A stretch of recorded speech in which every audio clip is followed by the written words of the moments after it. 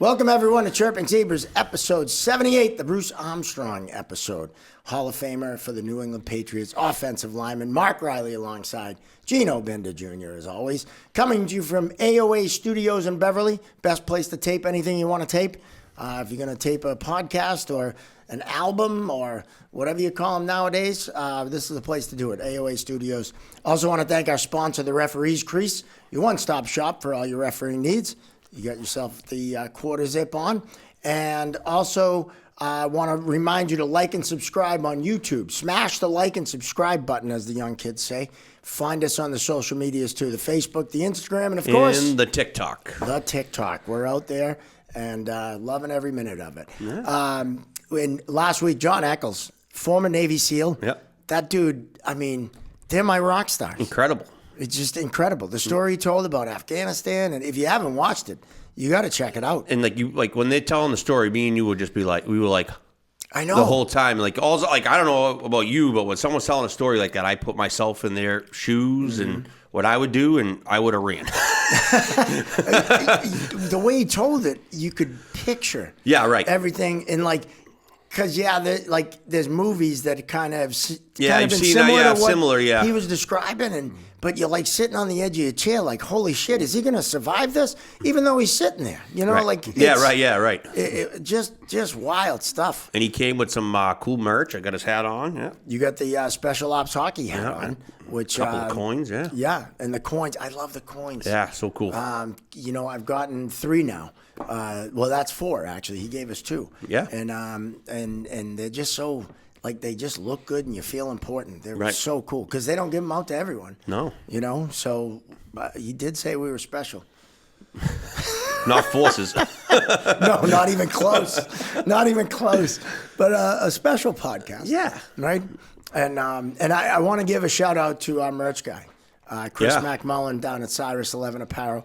Made a prototype new golf shirt, zebra and the bar logo on the sleeve, and playing around with some different designs. Yes. That we're going to try to come out with. I know we've been talking about certain merch for a while. But not better than spring golf, fall golf. Spring golf, fall golf, you got it all. Yep.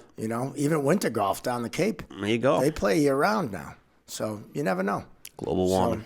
But we want to get right into it today because we follow John with another great guest, and also someone that has to do with the Warrior for Life Fund, an ambassador for them. Yep. A member of the Bruins alumni, longtime NHL player, and a good friend of our show, Mark Mowers. Welcome to Chirping Zebras, Mark. Thank you for having me. In 78, I mean, that's it's an honor, actually. I living in Boston, and to be 78 out of all these athletes, I'll take that. Not bad. Even though nobody wore the number for the Bruins ever. That's all right. That's okay, but thank you for having me. This is great. Well, some rookie will get stuck with it. You're in the top 100. That's right. So that's huge. That's huge. We got you in there before 100. You're not like, who we have had on? Mark Mowers. Let's give him a call. No, we wanted you on. We've wanted you on for a while. So I don't know how the selection process went, but I will take it. Absolutely. Thanks for joining us. It's a very large vetting process we go through to figure out who we want to ask. Yeah. So if you're at one of Ryle's events, then you usually get asked. There you go. Okay, that's part of it. Speaking of one of those events, you were out in Bozeman for the Face Off for Heroes. You were one of the the 10 NHL'ers that were out there. Talk about that event, because you're Warrior for Life. You're an ambassador. Obviously, it's an unbelievable. We talked about it with John last week. It's an incredible organization. Yeah, and I've listened to quite a few of your podcasts now, and it seems like there's a common theme with a bunch of them, and which is a great thing, and it's great that you guys are having us all on here.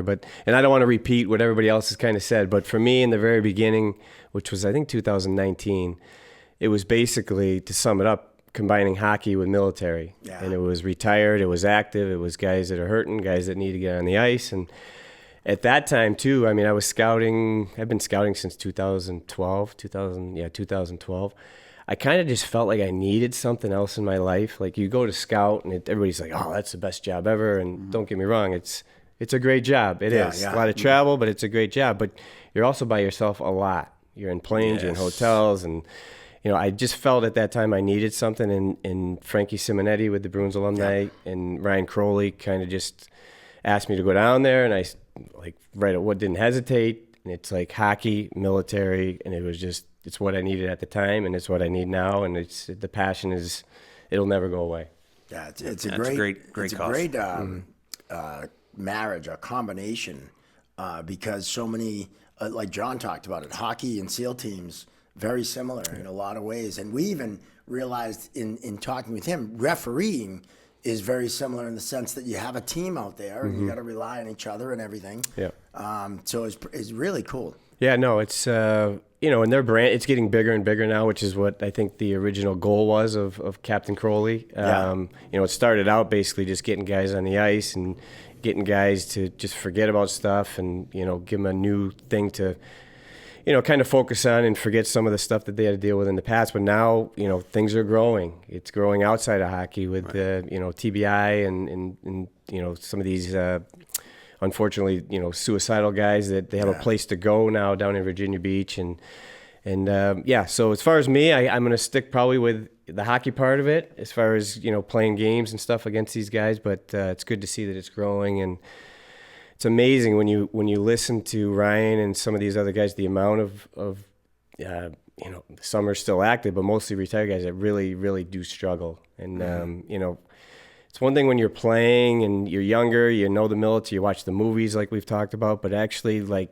now that I'm retired and reading more about it and talking to more guys about it, it's just, man, it's so real, and it's just so sad. So, if I can affect whatever, 8, 9, 10 people in my, whatever I have left to live and bring smiles to their face and keep them alive, who knows? Like, Right. I'm on board. No, it's incredible because those guys, I mean, anyone in the military, right? And like I've talked about, my father served in World War II. Anyone, they put their life on the line for us to be able to do podcasts and foolishness, and I don't think they get the recognition or the thanks that they really deserve.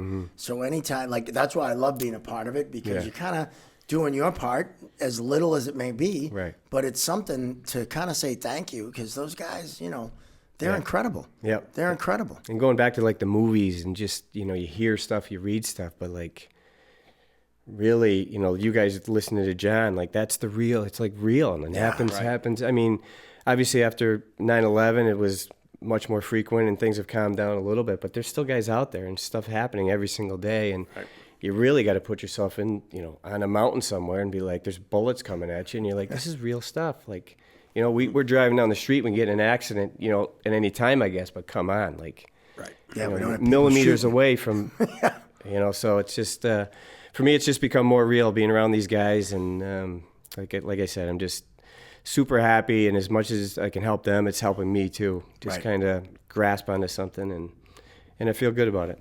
How great was Bozeman? I mean, the event. Bozeman was kind of, I joked and said it's Worcester with mountains, but John didn't really get that because he's not from here. But, you had the beautiful mountains with the Walmart in front of it. Yeah. But the event itself was just incredible. Yeah, just how it was all within a 1 mile radius. I mean, you had the rink, you had the hotel, you had the hotel bar, you had, like you said, the mountains. You could go hiking over here, 3/4 of a mile away. Yellowstone was whatever. You went down, right? Went down, yeah. How Checked was that that? out. It was. I mean, my wife made me get up at 5 o'clock, so we didn't have to wait in the line or anything. But once I could, get the sand out of my eyes, it was pretty cool to see all the bison roam. I don't want to call them buffalo because you get in trouble out there. Buffalo. Yeah. But no, it was the whole thing, the organization of it, the location, not being there before. Obviously, you've never been there either, right? No. So just element of surprise, I guess you could say. But it was in the rodeo. I was just gonna say. Was that your first one? Yeah, because it was mine too. Yeah, initially it was incredible, and the people going crazy and they're dancing out there, and it was rodeos are nuts. Like you get women on, like they're not even like women. They're like young girls on these like powerful horses, and they're flying around and just going it's around incredible. Around the barrels. And Yeah. God, it's so cool. I mean, unreal. See it on TV a little bit here and there, but it's so entertaining. Like even in between the events, they had people dancing and splashing around in the mud, and the people going crazy. That's awesome. And there was. I mean, I don't know if I'd change one thing with that trip. No. I mean, it was outstanding, and the Special Forces guys and Navy guys. Like, I mean, talk about an event. Cool. Yeah. Just some special people. That's awesome. Wow. And the barbecue at Kevin Miller's house was just house, ranch, whatever. Acres. Yeah, it was like it was like the show. Yeah, it was. It was really like the show. You Yep. got the barn where all the guys are sleeping or The whatever they're doing in horses. the show, and the horses. You got I had the what do you call it? The branding, the branding, yeah. thing. Yo, I didn't see them? the branding. So there was 3 branding, whatever you call branders. Yeah. It was like a little one. It was a medium-sized one and a big sucker. Really? Right? So you weren't there yet, I don't think. But I grabbed one off the wall and I was like, okay, when do we, how many how many drinks has everybody got to have before we heat this sucker up? But Start sticking people. You would have done it. Oh, all day. You All got day. sober. And I didn't even need a drink. Absolutely. But anyway, yeah, it was, thanks to him a million times over, him and his wife, and for having us. And, it just topped everything off. Now, the funniest part about that was you starting the rumor when Kevin Miller and Terry Yates, a couple of them went out. I don't know who went out in his little 4x4 thing. Oh, and they yeah, brought a rifle. And he starts telling everyone, they're going out to kill the mountain lion. Yeah. Oh, Jesus. There's a mountain lion around here. Yeah, because And everyone's like, really? They're killing a mountain lion? I had people. Everyone thought it was Because they kind of come jumped. back. You would have believed. I would have believed you. Yeah. Yeah, because this Jeep pulled up and they kind of jumped in quick. It looked like they were rushing to do something. So my initial reaction was they are going to get something, like a coyote or something's up, because he's got 3 horses kind of roaming around inside the fence. But I mean, it's how many acres up there? 4 acres, 5 acres just within the fence. Yeah. And so, I had him going pretty good. But earlier in the day, he did mention something about a mountain lion that he's seen him before. So that's why I just threw that out there. Oh, yeah. It was better than a coyote. Oh, much better. Right. And I had him going pretty good, and they were gone for a while. But then there was no gunshots, so it kind of lost When some they came steam. back, everyone's like, where's the mountain lion? And then Kevin's like, what the fuck are you talking about, mountain lion? What are you? Everyone thought they were going out to shoot something. So anyway, that was good. Yeah, They did grab the gun. They had a gun, so what? They brought the gun. I have no idea. I would have grabbed a gun too if I'm going in the middle of that. Yeah, you would have. Yes. Just hair or something. Yeah. Oh, they just wanted to see the end of the property. Yeah, like, right. mountain lion's way better. I think You they know? were gonna, maybe if they saw something, they were gonna shoot something, but I guess there was nothing up there. I don't know. That was but my. What is, doesn't Matt Light lure them in? Yeah, he lures he them in. lures them in and snipes them. He talked to Mountain lions about or different animals? Just different animals. Anything. Yeah. Any animals to hunt. Yeah. Yeah, he they do the turkeys, and Yeah, they got put the out- calls or whatever. Yeah, calls yeah, and nuts, fake yeah. turkeys and Yeah. stuff. And when they're mating, that's like the best time. Yeah. I guess, right? Like, Yeah, even Kevin was saying something about these. yeah. Cackling. That's a noise or- different. Yeah. I don't know, but Oh, I yeah. don't do that stuff. yeah, me neither. I'm not. I mean, I got a funny story, but take a little while. But I have a tough time shooting Yeah. stuff. Right. Yeah, I'm not a. Seems like it's cool to be able to do it and stuff, but I don't know. Maybe you just got to break the Survival ice and- mode, I can do it, but it, I'm yeah. not in survival mode. I'll go the Right. Yeah. Exactly. If something's coming at you, you're gonna. Yeah, I'm gonna react. Right. Even if a dog's attacking a child or something, you're gonna Yes. get it. Yeah. But to just do it for Sport. I don't know. to hang it up. Yeah. and- Right. Yeah. So. Well, if like anyway. Kevin Miller or Matt Light said, "Hey, you want to go hunting for elk or something?" I'd be like, "Yeah, I'll go." I And entertain I don't that, know. yeah. I don't know what I'd do. Yeah. I definitely shoot at it, but I don't know if I'd hit it. So you try to miss? No. You're saying you try to. I'd probably miss anyway. I'm a horrible shot. He is from Southie. They tend to shoot more than once. But what's cool, I think, though, is when you shoot it and they like fillet it up and make steaks and all this stuff. Right. That's kind of cool. They're not Yeah, just right. shooting it to shoot it. Right. You know? But Is that part of Circle of Life? Kind I of. think so. I don't know. Right. Yeah.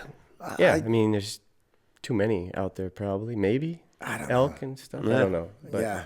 But yeah, at least they eat. At least they don't just kill it and Yeah. leave it there.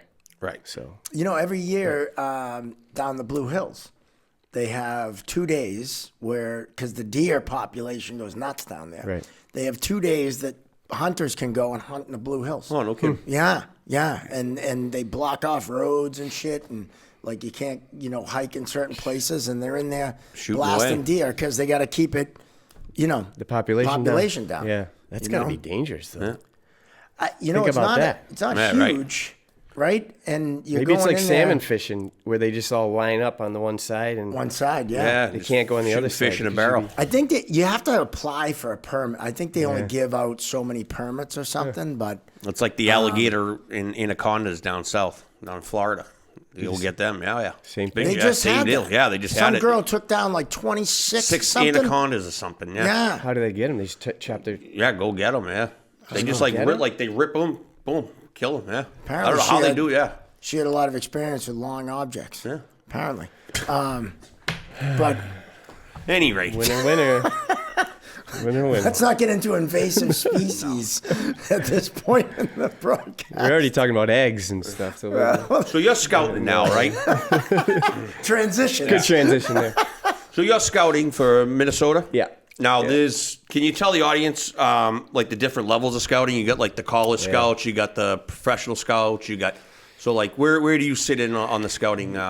So basically, there's two categories: it's amateur scouting and pro scouting. I'm on the pro side. Okay. So most teams, this is my third team, Minnesota. Most teams you scout AHL, NHL, and, and usually you have the NHL club and their affiliate. So right now I have 10 teams. And their affiliates, I have 20 teams to cover. Okay.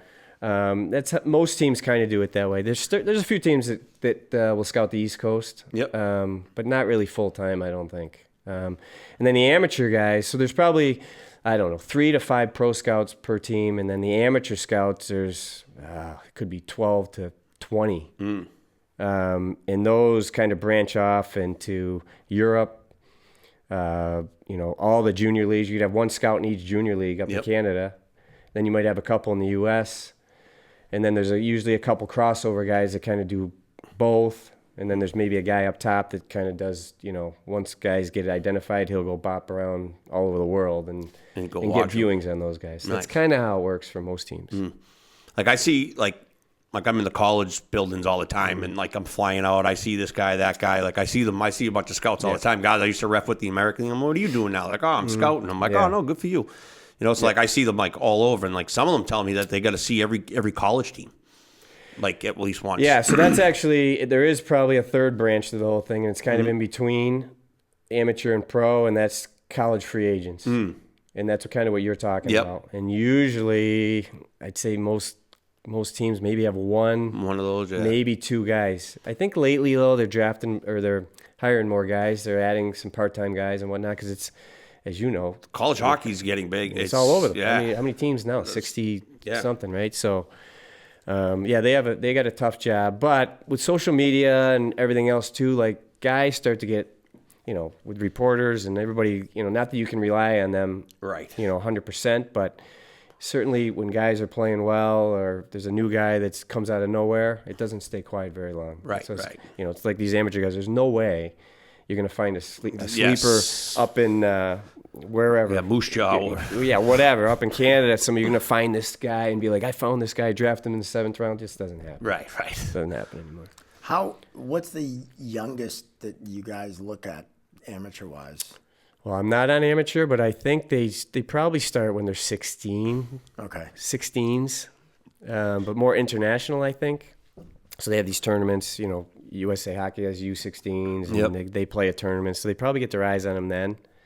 And then they'll watch them a little bit more as they get 16, 17, then their draft year or whatever. So nice. So if you're a U8 parent, there's no scouts in the stands.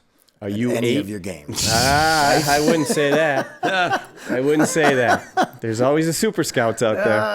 All right. Trying to let the GM know that, I've seen 1,261 games this year. I should be elevated or whatever. I don't want to get into that. I'll tell you what's funny, just as like a youth referee or like an amateur referee, right? Like you never know who's behind that bench, right? Like there's all sorts of former NHL players that are now coaching their kids, right? Yeah. And there's like been a lot of times like me and Sweeney would be reffing a game, like a midget game or something.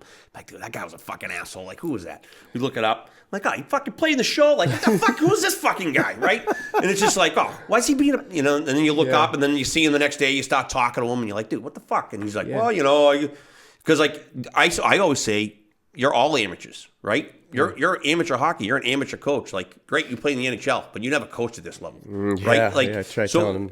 Right, so it's like that level there. It's different. It's not the NHL. It's like this is amateur hockey. Right, and I think that's part of the problem with those coaches. And I'm not going to name names, but I've run across a couple. Because the first year I was done playing in 2011, I got a part-time job with Belmont Hill. Oh yeah.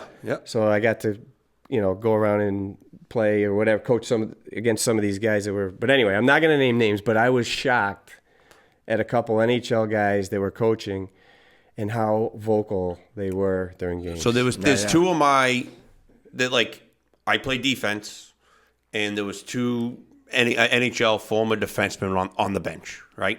And I'm like starstruck, and I was probably like 18, 19, and I'm reffing a prep school game, right? And I'm with my father, and I started getting yelled at by one of them, just giving me some shit about like a play at the net, and I was handling it right. I had no problem. And then, my father, he comes over the top. I don't give a fuck who you are. You're not going to blah, blah, blah, blah, blah, blah. I'm like, whoa, you can't yell at them. I go, who they are. I go, you can't yell at them like that. I go, it's okay. Let them yell. And he's like, oh, fuck them. Fucking blah, blah, blah. Like, he just jumped right on him. And I was just like, dude, relax. I was like, they're just, but you're right. It's like, I didn't expect it from those two at all. Yeah. And I was just like, this is kind of cool in the same breath, too, right? Like, I got yelled at by Jack Parker. I thought it was the coolest thing ever. Yeah. Like, and I think you benched him. Yeah, I did not bench. You didn't bench Parker? No, I thought didn't you bench him. did. No, I never benched him. No, I just got yelled. I took my licking, and I was right. That's why. He just kind of let it go. I didn't have to bench him. No, I couldn't bench Parker. No way. Has he ever been? I think Sweeney benched him once. Yeah. Oh, that's Sweeney what it was. benched him. Yeah, Sweeney benched him, and then Ryan Sweeney benched him. Yeah. That's what it was. I knew one of you benched him. yeah, he benched him. Yeah.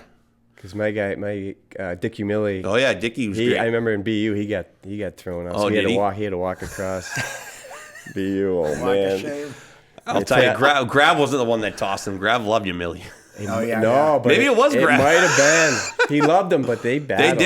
They did battle. They battled. Oh man. Yeah. Yeah, because Grav would have reffed you. Oh yeah. Right? Grav would just stop barking at him, growling. Grav was awesome. You just see he scrunch his face up. Yeah. Just kind of. I would have never remembered his name until you brought it up. But Oh, that's funny. Grav's the best. I talked to him last week about he's golfing. awesome. And We had him on early in one of these things. Like he brought a spread. He had like wine, cheese, and Zambuca. yeah, the Italian poo-poo platter, as he called it. unbelievable. Anyone who throws a goal judge out, Yeah. you got to respect. Wow. He I threw never a heard goal that. judge out. That's- Yeah. Grav was the best. Yeah. Legend. A legend. It's justified though. If you got one job, you can't see it go over the line. Yeah, right. That's Get it. somebody else. Get somebody else. Exactly. Now, as a scout, what do you look for? What are the key things that tell you a player could play at the next level? Yeah, so it's crazy because you almost wish you were able to scout before you played because you could see, you could watch games from up top, and it wouldn't be a bad idea actually to have if you bench or scratch a guy in the pros or whatever, have him go up there and watch with one of your guys in management or a scout because you do learn a lot. But anyway, it's taken me a while, and each year things do change a little bit. But there's four things I guess you kind of look at, and it's compete, hockey sense, skating. I guess puck skills are in there too, but there's another one I'm forgetting. But I think for me, after all these years of doing it and playing or whatever, it's the compete and the hockey sense. Right. Compete maybe number one, but obviously you can't have 18 guys out there that are running Johnny around Hustle, and they're right. crashing into the boards because they don't know how big the rink is. So there's so that's where the whole team chemistry comes in because if you got to sign free agents in the summer, say you got 3 guys to sign, you know what you have and what you need to kind of plug in, and maybe some years you need skating, you need speed. So maybe it's not a guy who's super skilled or super smart or super competitive, but he can fly, Right. So it kind of depends, but those two things for me they're 1A, 1B. Yep. And if you can get both of them, you want them on your team, especially in today's game. Yeah. Because the kids are it's harder and harder to find both of those together. I was gonna say that, like the hockey sense thing. I feel like it's kind of not going down, but going the other side away. But it's like now with all the skills and like the showboating and the Instagrams and like all that kind of stuff. Like, oh, great, like I can stick handle and whatever. But like, are you going to be in that position for that guy to get you that pass? And are you going to be in that lane when he needs you? Or are you just floating? Are you moving your feet? Are you anticipating play? All that kind of stuff that you still need as hockey players outside of just your stick skills. I'm with you. I talk about this all the time. This is a conversation that always comes up, and for me, it's twofold.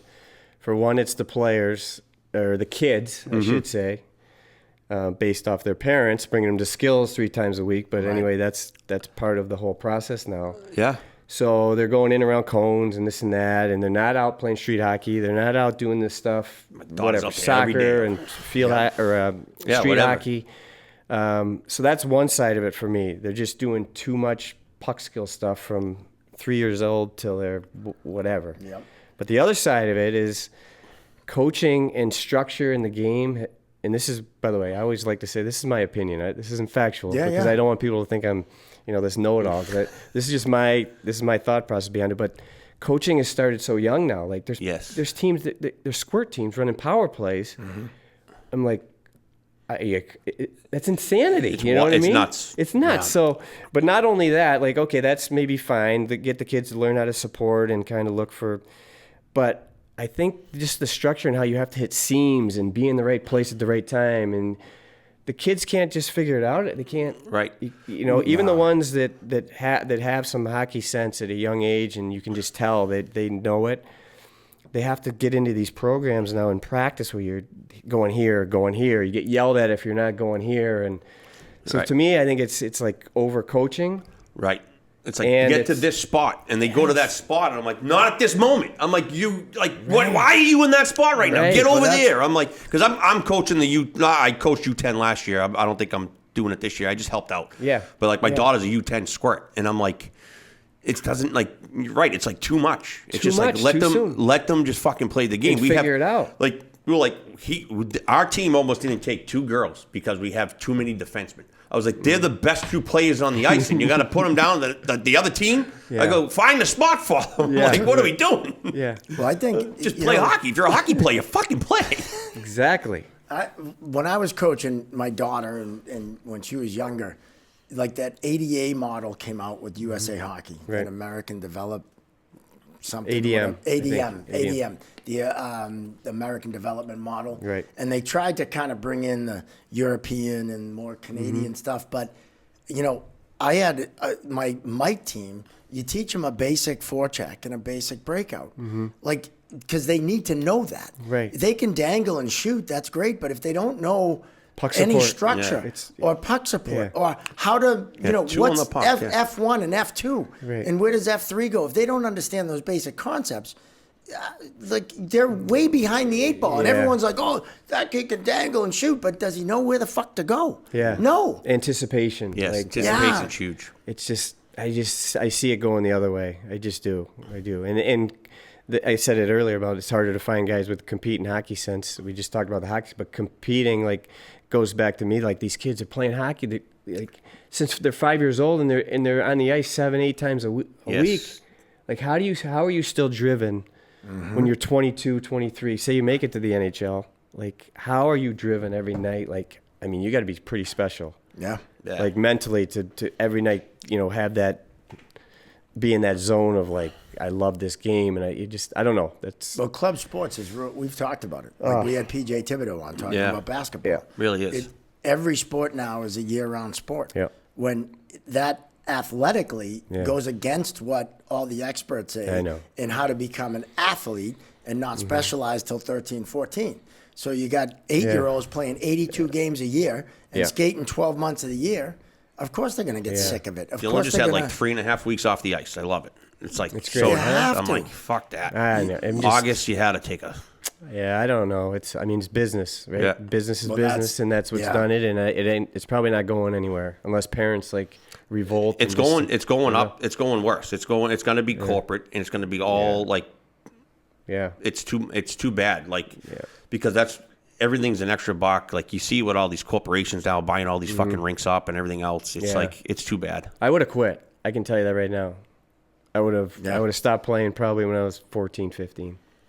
I just would have. If you went year round, yeah. Yeah, if I didn't get to be with my friend and go, you know what I mean, just Be a kid. Right? Yeah. I would have quit. Yeah. Yeah, play wiffle ball in the summer. But what's happening now though is that these parents are investing all this money year after year. Ridiculous. 6 years old, 7 years old. Yeah. And they're like, quit? You ain't quitting. Right. You kidding me? Yeah, right. Like I want to return on my investment here. You better be going. Yeah. You better be getting a scholarship. This is what's happening now. These kids are. My wife coaches gymnastics, and it's similar in that sport too. Yeah. She It's does always gymnastics been too, like yeah. a kind of a one sport type thing. You kind of gotta do it. But anyway, these kids, it's all about the scholarship. Oh, yeah. Yeah. It's it. It's When, like what's that. the percentage actually gets one? Exactly. Like my brother-in-law goes, what's your realistic goal for your daughter? I go, I don't know, play high school hockey and maybe get a chance to play D3.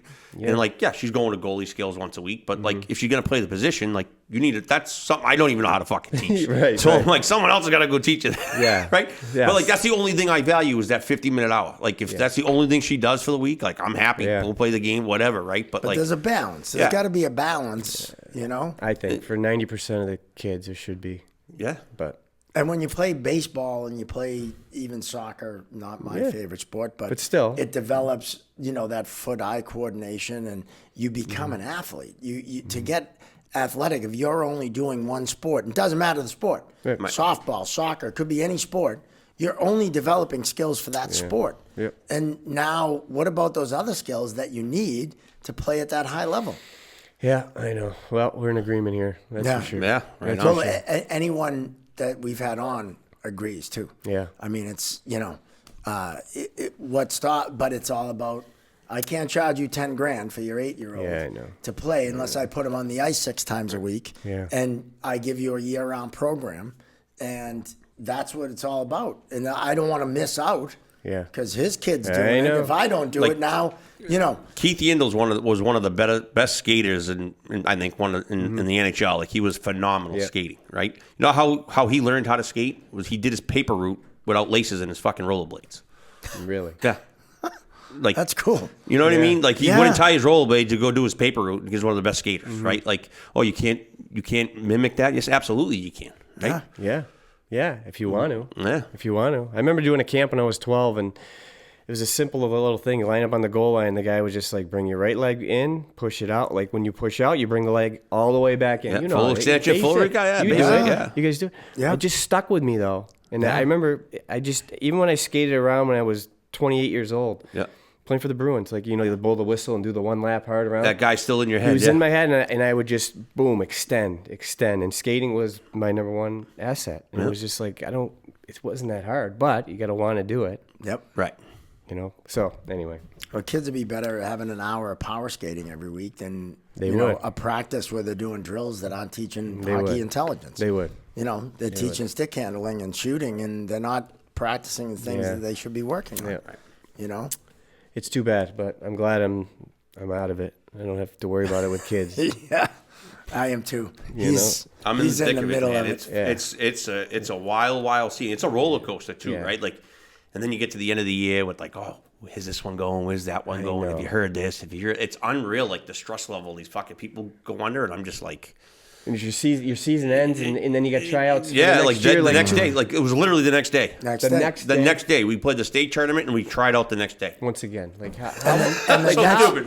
the next weekend there was a tournament. Yeah, how can you have passion for there's no time to even I don't get it. yeah. What's the tryout for? You already knew what the team was. It's all a farce. I Give know. me a fucking break. It's nuts. Yeah. It really is nuts. I don't know. Well, I don't think we can solve it here. No, it ain't gonna get solved. It's not ever going to get solved as long as there's money involved. Yeah. And I forget who I was talking about how does Minnesota do it with high school hockey? Yeah. And we don't we used to be that Massachusetts. Well, their Right? towns. It's their towns. They got good, they got good programs within their towns, and they all kind of stick together, and they just go right through their high school things. They don't around here. But We there's have no all those. club. There mustn't be any here. Clubs dominate. You have people jumping from here to here. There's people from all over. Right, the they don't place. have those. I don't think they don't have those big select club teams that Yeah. we Yeah, do. but what he's saying, I think, is why not? Yeah, why why not? why in Massachusetts did did, I don't know how many years ago it was, when the first club, was it the Boston Junior Bruins? I don't even know, but one of the first ones. It was when Metro came out, like way long ago. Like I did hear like Minnesota, there are some business people creeping in there. Oh yeah. So it's going to happen. It's going to happen. They'll break them down eventually. Right. But the kids coming out of Minnesota are way more than kids coming out of Boston. I know. A lot more. There you go. That says something. There you go. And not that, Minnesota's better than Mass. Like I worked the NCHC, so like I was always out there, and like you just see it. Like I saw the turn. I see the high school tournaments on TV. It's good hockey, and you're like, oh. Well, the numbers are out too, I think. As far as NHL players from Mass and Minnesota over the last 10. It's ridiculous. The Massachusetts the is disparity like zero. is unreal. Unreal. So, and speaking of being Massachusetts, how did you scout for the Canadians? Yeah, I knew. I had a feeling this was going to come up. How did you do that? Oh man! How did you even wear a Canadians like fucking swag? I don't want to throw someone under the bus, but he did help me get the job. So Tommy Fitzgerald, who's another boy. Yeah. Bill Recca? Marshfield. No, where's he from? Where's Tommy from? I was thinking of somewhere North Shore. Yeah. You're right. I think Bill Recca could be Bill Recca. Bill Recca sounds right. Anyway, so when I knew my last year over in Switzerland was the end. So I reached out to him during the season. I said, hey, what if I want to get back into hockey, what do I do? Blah, blah, blah. He said, yeah, just reach out to GMs and just let them know. And so the first year, nothing happened. I got into a couple things, and then he gave me a call and the next year and said, Scott Mellenby, was working for the Canadians. He's looking for a pro scout in the East. And actually, I wanted to try to get one of those development jobs where you're working with kids, and I thought I'd be good with it. But so anyways, long story short, it was a job. It was a job. It was open. I talked to Mellenby twice in the phone, and he's like, all right, you're hired. And that was really it. There wasn't, I've been in this area since 94, but I'm not like a true New Englander, I guess. No, I know. I'm from upstate New York, so it's not like total sin. Yeah, but people didn't talk to me much. That's funny. Oh, those 5 years, like I didn't bring it up much. I just kind of. It's like the Yankee Red Sox ride. Yeah. So, you don't talk about it. Yeah. Imagine being a scout for the Yankees. Yeah, that would be awful. No. Yeah. Complete traitor. There probably is one. Oh, I'm sure there is. Yeah, there's some. Yeah. That doesn't talk there's about some traitor. They don't talk about it. Yeah. But we did, and we beat Boston. I think it was my 4th year. So it'd been like, I can't remember. You guys would probably remember, but it was playoffs, maybe first round, second round. It was in Boston. I think it was Game 7. Okay. And we beat Boston, and I'm up in the press box and just kind of just straight faced. You know what I mean? Like it was weird. It was really weird because everybody wanted to commit suicide. Boston losing in anything, especially to Montreal. Forget it. These guys were like, anyways. So, but that was 5 years, and then moved down to Buffalo. So. And now with Minnesota. Nice. Now, as far as this year in NHL coming up, what's your take on it? Who do you like as far as teams that you think might? Yeah, I mean, it's the easy answer, but, Florida's got to be the team. No, I know. Right? I know. We talked about it with John. It's like that team is just a wagon. Yeah, I mean, in the East especially, I don't see anybody.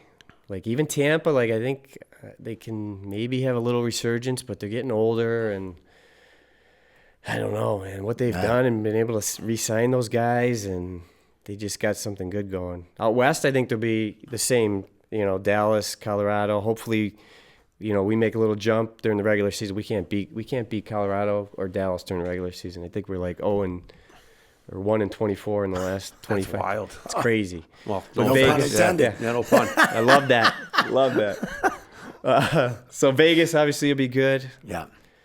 But they all have kind of they're just not as deep, and man, I don't know. It'll be interesting. Now, what was it like playing in Switzerland? So imagine a European soccer game in a 6,000 to 12,000 seat arena inside. That's exactly what it was. Really? All the noise cracking. Fireworks going off, like half the building. Like they stand the whole game. They're bobbing. They're doing their thing. It's. I know you have a bucket list and stuff, but if you can ever get to a hockey game over in Switzerland or Germany or Sweden, it's a pretty good take. No kidding. It's a really good take, and there's a lot of pressure. Like it's because when I was there, I don't know if they've changed, but you had 4 imports. So only 4, could be North American, Sweden, Swedish guys, whatever, but there's only 4. So if you went like 3 games without scoring or getting a point, like, oof, you heard it. You heard it. Yeah. Walking to the store, going wherever. Ralph Marziali talked about that playing in Italy. Yeah. Walking home, if you had a bad game, the guy at the gas station would be chirping you. Oh yeah, it can get ugly, and you feel it. It's hard to sleep, and it's so. I mean, I'm sure there's pressure like that for certain guys over here too, like superstars that are supposed to perform and whatnot. But for me, I was like the superstar over there, so it's like I haven't had that since college, I guess. And then they put you in a car with the symbol of your team symbol on the side of the car, so you're a target driving the. You can't hide. You can't hide. You got to put the car in the garage, but there were no garages because you lived in an apartment. So that's funny. Yeah, that over here. Oh, right? Crazy. It's crazy. Imagine if they made refs do that. We had to put a sweater on the side of our car. Holy shit. Yeah. My wife's like, yeah, you should get the your car, all sponsored up with the Chirping Zebras. I go, oh, yeah, you want to park that outside of our rink? Yeah, no problem, yeah. I got nail gunned outside of Foxborough, remember? Oh, Jesus. I swear it was a mistaken identity, but I came out, there was 7 nails put in my car with a nail gun. It was That wasn't a fan. That was some old hussy. No, I think it was a mistaken identity. I think someone thought I was someone else, or someone else had that, like someone maybe going out, outside of a relationship or something. And because I brought it to Town Fair Tire, the guy goes, "Who did you piss off? These are 7 nails with a nail gun." And so I don't know. Did you do the game? I was it was a summer league. It was that Foxborough Summer League where like the pros, Brian Boyle and Donato and those guys would play. So it wasn't even, it wasn't even anything going on like anyone would give a shit. Yeah, it was. Maybe it was just I swear it was a mistaken identity. Yeah. I think either that or I don't know. Yeah, well, it would have happened again if they were. That, you know what I mean? If they were really going after you, well, I think I would have, something worse would have happened. I think so. Yeah, but it was just hilarious. Like fucking nail gun, really, in the off season. But yeah, we're not putting decals on our cars. I don't think. But anyway, the Swiss hockey it's really good. It's really good. It's fun. And there's no BS over there, right? Like. Yeah, I mean, occasionally the only one you get, the ones you get hit by are the North Americans. Right. I got hit twice by North Americans and knocked me out for months. Oh, no kidding. Yeah. I won't name names again, but actually, I could tell. Let me tell a story quick. Yeah. So one of them was my last year, and I got hit from behind in a game. My face goes right into the glass. I'm blood all over the ice. Right. I wasn't really thinking about a penalty or anything because I don't know, I probably knocked out for a second. You know how that kind of goes. But anyway, get off the ice, and later on, I go to the hospital, get stitched up, and got a concussion. I'm out. But I found out there was no call on the play, and I was like, "What the hell is that possible?" Right. I watched the video. Someone showed me the video. I'm like, God. So it was a Swiss Canadian ref. His name was like Reiber or something. And I was like, God, what the? I was trying to think if there was any history with him and me, and there really was. I didn't think there was. So anyway, fast forward, I think it was like 2 months I was out. And first game back, it's in Bern. I don't know if you heard of Bern. Bern's, it's the biggest arena in Switzerland. Okay. I think it's 14,000. First game back, and he's reffing the game. Okay, so whatever. I was kind of pissed or whatever that he didn't call a penalty, and the kid should have been suspended, but I don't know. First, second period, I'm cutting around left. I'm trying to drive wide and stick my leg out and cut into the net for a chance, right? I catch an edge, and I fall down, right? There's a D-man there. It sticks out, and I look back, and the Reber throws his arm up. I'm like, oh, my God, this guy's going to call him for diving or call him for tripping, and his stick was in front, right? He points at me. Yep. Gives me the diving. Gives me a penalty, right? My wire, and I don't think this ever happened to me, where my wires cross, where I just lost control. Yeah. I bolt at him, and the linesmen are getting in front of me and keeping me away. Like I don't know what would have happened if I actually would have if I would have hit him or not. I don't know. I was so pissed. Yeah. That I lost it. But anyway, so we get to the penalty box. I'm still kind of over him, and I yell, and I yell, "I'm gonna fucking kill you if I see you away from the rink," right? So he's just staring at me like this, and I'm like, "Oh shit, I probably shouldn't have said that." But anyway, they get me to the bench. I'm kind of calming down a little bit, but still, I get to the bench. There's a little stool, and the goalie's got his foot, his skate on it. I go, "Get your fucking foot off the stool." I grab the stool, heave it over all the way across the ice. It goes twirling and it hits the boards right next to him. He looks down at it and looks back. And anyway, I got suspended. I had to pay a fine, and well worth it. It was, yeah. I mean, it was a great story. But it's the only time I really went berserk on a ref. I was gonna say, like, because this is the Zebras. What was your relationship with refs outside of that guy? Because obviously he was a dick. Yeah, it was pretty good. It was. I didn't really have. Yeah, that was probably the only time. There was a time in junior, I think, where other team hit the goal post, and the ref called a goal, and like I kind of snapped a little bit, and I could see the black on the crossbar, and I'm like, "It's right here, you idiot!" Like, he tenned me up or whatever. I got out of there. Was that when you were with the Dubuque Saints? The Fighting Saints in the USHL? I think it was before. I think I was in Saginaw. Okay. All right. And played in I think it was against Kalamazoo. Okay. I'm pretty sure. Because Dubuque, we used to call it Dupuke. Because that rink I was heard awful. that. I heard that in your last little. Awful. Well, not the team. No, I know. We didn't get along, the coach and I. But that rink was awful. I know. I was 19. I didn't care. You know what I mean? No, I know. But looking back, I know. Blue collar town, not much. Yeah. Yeah, no, it was terrible. Yeah. I know. They only had seats on one side. There was only and the other side it was like a wall. Yeah, and it wasn't even Hockey like a town? nice wall. It was Yeah, awful. maybe a little better than Hockey Town. Only a little. It was just, and it was a shitty ride from Des Moines. Yeah. I guess I just didn't. I think I worked one game in there. They weren't in the USHL when I was there, though. They weren't? No, Really? they were out when I was there. It was I think it was like a North American League team or something. Really? Yeah. Wow. Yeah. I think they the were in the Laser was USHL the when I was coach. there. Mike Lazazara was the coach. What years was this? This was Dubuque? 90. It would have been 95, 96, I think. Yeah, so I was there 93, 94. Yeah, I just missed And they it. won it the year before I got there. Yeah, they Landon Wilson. I'm trying to think who else was on that team, but Yeah, they went from that and really good to really bad. Yeah. Like quick. and then they built a new rink, and they're better, right? I think. I don't know.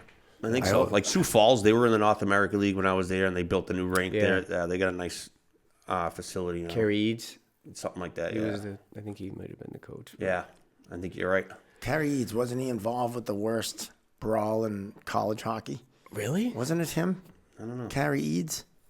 I don't know. He's a Minnesota guy. Yeah. Something. I Could don't know be. why that I have name. to look it up later. Why that name look it up. clicks, but If Josh, our producer, was here, I know.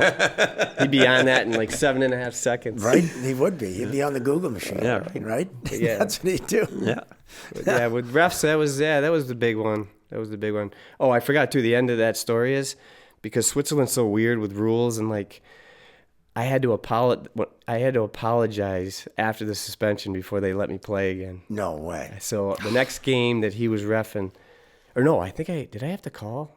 No, I think he was reffing the next game that after I sat out for a couple games, I had to go up to him and apologize. It was worse than the fine, worse than the suspension. It was awful, but I had a coach. I had to do it. So it was. I'll say it was Madigan, right? So You always got to think twice, though. You just yeah, I was like, I really don't care. It's just it's a story. I just say names. I don't care. Yeah, I don't care either. I'm still in the game. Otherwise, I I actually know. sat next to him on the flight down to Florida for the coaches meeting, so we're good. But it's just like it's just funny how like even in that situation, like he doesn't want to come to apologize to me like the next day, he lost it on me, and like I gamed him at the end, like he fucking called me everything under the sun, right? So call Murph supervisor, and then I have him the next day at fucking UMass. It was a home and home. So I was like, I go, hey Jim, I'll see you tomorrow. Right? So warm ups. The coach is not really ever on the ice for warm ups, but like on my drive up, talk to Murph. He's like, yeah, he's gonna come apologize and just give him the air or whatever, right? So he calls me over during warm ups, and he's like, hey Gino, yeah, that was my bad last night. That was my bad. Didn't say sorry, just said my bad. Mm-hmm. And I was like, good luck tonight. yeah,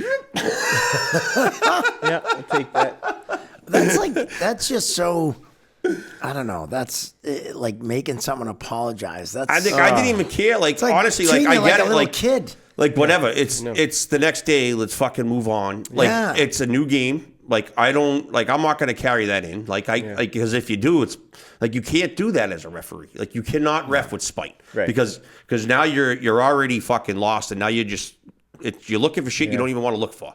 It'll happen organically, and normally those guys will sink themselves anyway, so you don't have to go look for it. Yeah. Just go do your job, and it will come to you. And when it does, you don't fucking miss it. That's the thing, right? When it lands in your lap, don't miss it. And just maybe they change their tune. Maybe they're not going to fucking say a word that game. But we had a back and forth because it's hockey. You have to. It's part of the game sometimes. But when it gets personal, that's when you have to penalize. And that's all that was. Yeah. Yeah, I don't know what the guy had out for me, though, because he obviously didn't like me for some reason. Yeah, right. 'Cause it's 2 calls in a row, like, of just nonsense. But sometimes it's just poor officiating. It's not like it does. It's not like personal. It's not like like I just saw a play and I'm like, oh yeah, that's Mowers. Fuck him, right? It's just like so it was ironic. You're saying it was ironic. Yeah, it could be like. Or it could have been that he didn't like you and just decided. Jesus. Sometimes it could be. You know. I mean, but you're not the type of guy that, like, your personality isn't that you're gonna motherfucker guys so much that they're gonna be like, oh, okay, get cross-checked and I'm not calling no anything. history. You know Zero. what I mean? Like Pat Maroon, like he was a pain in the ass to deal with in the American League, right? I didn't have to go look for penalties on that guy, right? It was nice and easy to find those, right? Like, you know what I mean? That's funny. That's funny, yeah. Just let them sink themselves, man. Yeah. Now, you played for a couple different teams. We always ask people, who is the best player you played with in that time? You're not the first one to ask me this, so the answer stays the same. But it's 2. It's Datsuk Lindstrom in Detroit. Yeah. Datsuk was just filthy. Yeah. That's my buddy's fucking guy. He was. And just looking at him. Have you seen him off the ice ever? No. He's this gangly guy.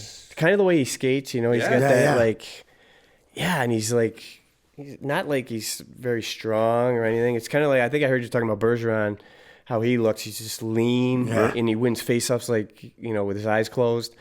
And Datsuk was the same, just lean, not as, I don't want to sound like I'm hitting on Bergeron here, but not as tight or, what I'm trying to I know. That came out wrong too. No, it's But I know what you mean. Anyway, I love the fact that you look at me when you say it. I have no problem hitting on Bergeron. I got no problem with doing that. I'll do it. Back to Datsuk. You have. I have actually. I've tried anyway. Anyways, if you saw Datsuk walking down the street, you'd be like, you would never think that he is one of the best forwards to ever play the game. Yeah. And he's not fast. He's just smarter than everybody, and he's Right. more competitive than everybody and more skilled than everybody. But I love watching his highlights. Oh, like my buddy was like obsessed with him, and Salty Chain, like there's just like a Dak suit like once a week off every other something. It's awesome. so talented. We would play like keep away at the end of practice, one-on-one, me and him just in the middle of the ice, and it's like, Good luck. yeah, like the stuff you know kind of what he's gonna do, but it didn't matter. Yeah, right. And then I'd try the old head fake, put it through a stick, and he'd just kick it back up to his straight, and I'm like, all right, might as well just give it back to him every time. Here, you take it up, AD. I'm just gonna hit the shower. Oh, but yeah, just a great guy too. Very quiet, but just super nice. And if you ever had questions, or he was one of the best. And Lindstrom, I think you've talked about him a little bit before too. But He's filthy. He's like unreal. a 2-on-1. If you try to pass against him on a 2-on-1 and get it through a stick or whatever, I think in practice he must have been 99% where he would whack it down or intercept. His hand-eye was incredible. Yeah. Like those guys. Like I did the Bruins like black and gold game this year down in Providence, and like I'm at the point now where like I can just watch the game, and like I really like it's just so I enjoyed myself out there, and just like watching guys like McAvoy and Pasternak with the puck, and the shit they do and how they don't lose the puck. Like they're in battles and they're walking around and they just like how they keep the puck in the stick and possession and then make that quick little and their heads up the whole fucking time. I know. It's incredible like to watch their skills, and I'm like, this is like stupid. That's like, the difference. That's the difference. It really is like McDavid the same way. Yeah. His head never looks at the puck. Yeah. We talked about the skills earlier, and it's like if I were gonna do skills twice a week with kids, I would somehow develop something. Maybe we can catch on. Let's do it. Do something.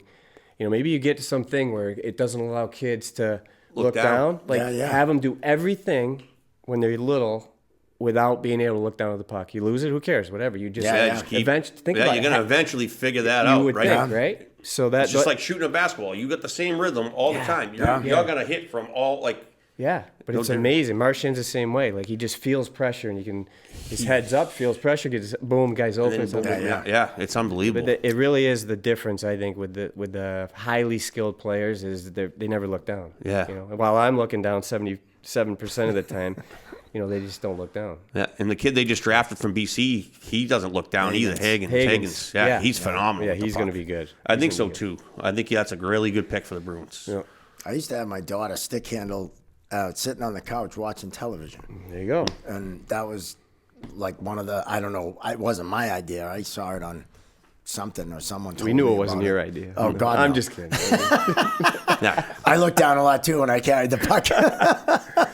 So it's funny because you play with the Bruins alumni, and that's what I always enjoy watching is even if a guy's a little slower, a little older. The skills. Their stick skills, their ability to go tape to tape, that ability to know what to do with the puck and when, that stuff is like what sets them apart from a really good D1 player, or a kid that played in the East Coast League or even the American League.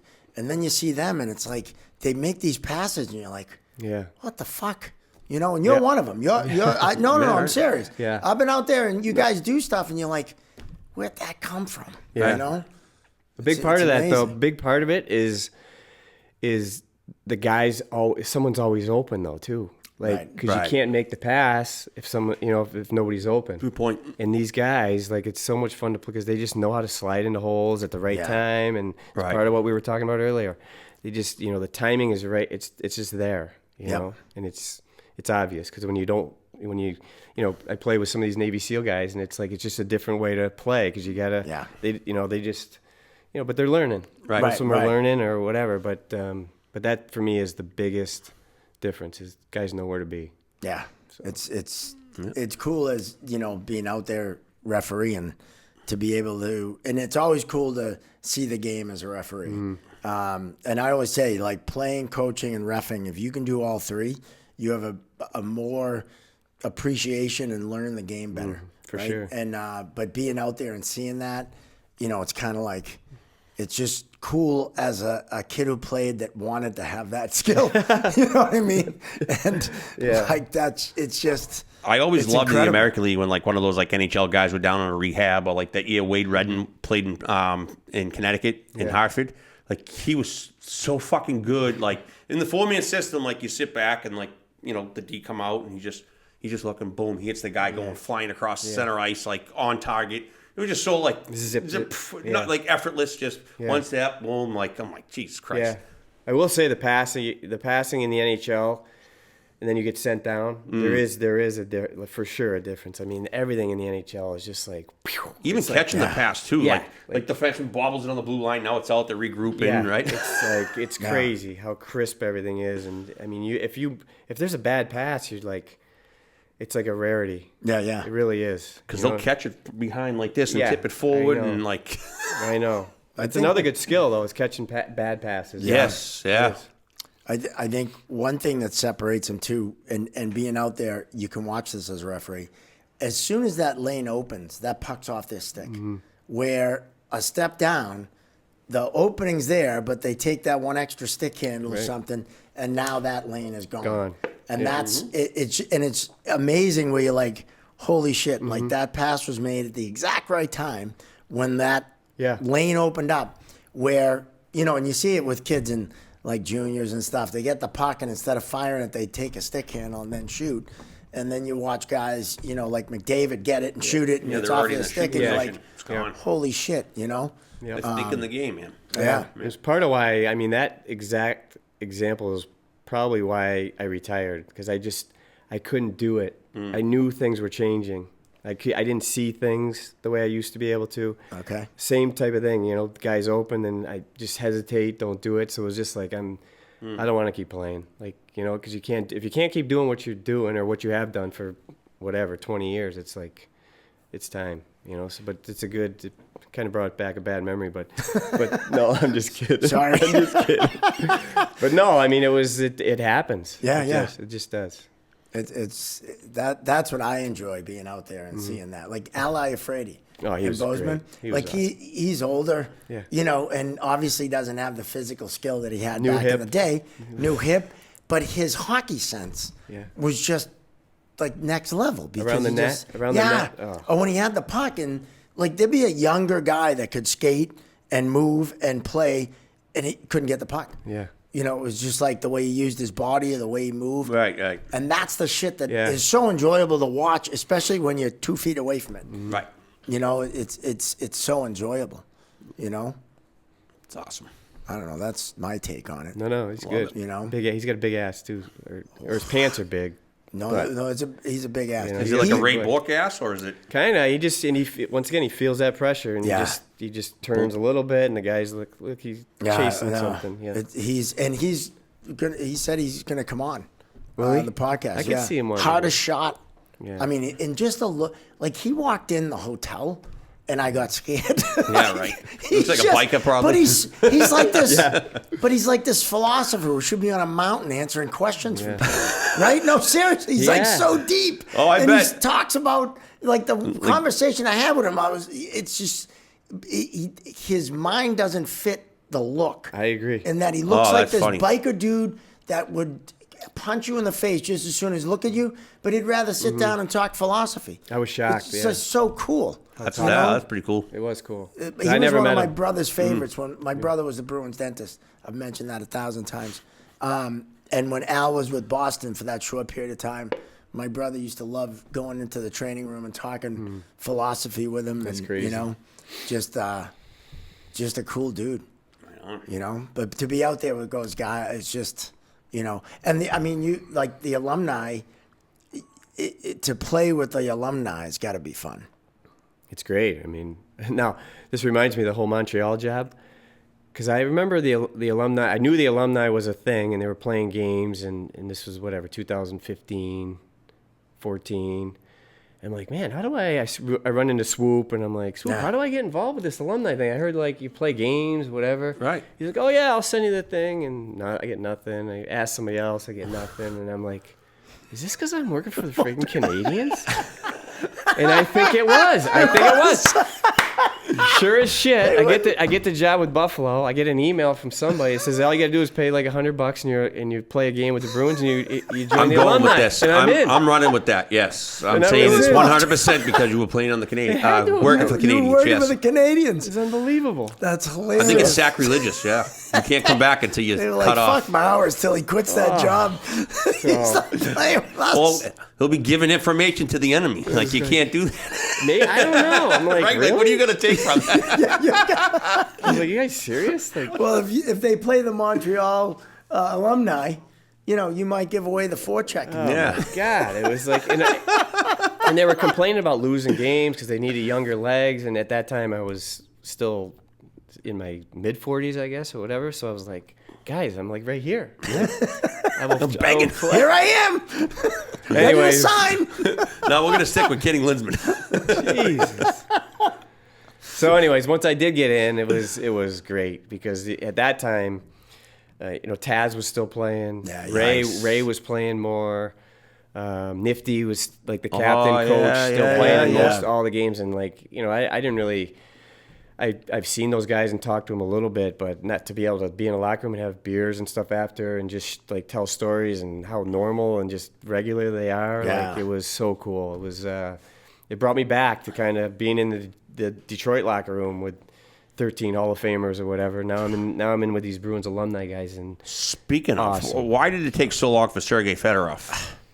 Right? I don't know. The number to be retired. was ridiculous. Wow. Yeah, I mean, was it McGillney, the other one that was waiting for? Yeah, I think that? so, It was pretty yeah. obvious. I don't know. I don't know. Yeah, I crazy. should get into this too much, but there's been guys Even there's a lot of guys. I bet. Yeah. recently though that have gotten in, and it's like that just retired within 3-4 years ago, and it's like, really, like, you know, it just makes you wonder, like, you know, who, like, how are they really doing this? Right. You know, so.